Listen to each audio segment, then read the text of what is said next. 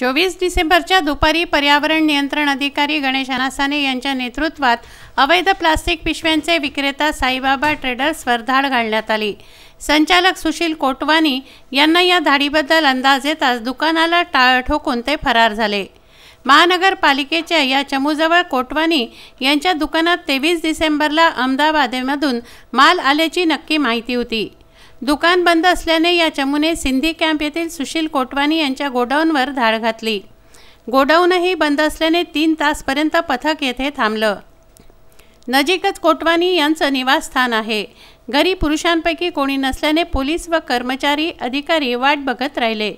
तोपर्यंत तेथे मीडिया देखील पोहोचला। येथे पत्रकारांनी पाहणी केली असता आतमध्ये पोती भरून प्लास्टिक भरलेलं असल्याचं दिसून आलं। 3 तासानंतर सुशील मोटवानीच्या पिताश्रींनी गोडाऊन उघडलं। महापालिकेच्या पथकाने हा माल जप्त केला व 20,000चा दंड ठोठावलाय। यापूर्वीही साईबाबा ट्रेडर्सला महानगरपालिकेने 10,000चा दंड ठोठावला होता। बडनेरा व अमरावतीमध्ये सुशील कोटवानींचा ठोक प्लास्टिक पिशव्यांचा व्यापार आहे। कोटवानी यांची राजकीय पकड असल्याने प्लास्टिक पिशवी विक्रेत्यांचे ते किंग बनले असं बोललं जात आहे। प्लास्टिक मुक्त बडनेरा करण्याची नागरिकांची मागणी आहे। एकीकडे पर्यावरणाला धोका असल्याने प्लास्टिक बंदी करण्यात आली आहे। त्यानुसार अमरावती महानगरपालिकेचे अधिकारी कारवाई करतायत, तर या कारवाईबद्दल नगरसेवक व व्यापारीच आमच्या विरोधात तक्रार करत असल्याचं प्रदूषण नियंत्रण अधिकारी गणेश अनासाने यांचं म्हणणं आहे। मैं महानगर पालिका के लिए प्राधिकृत अधिकारी करके काम कर रहा हूँ। हमारी 5 लोगों की टीम है।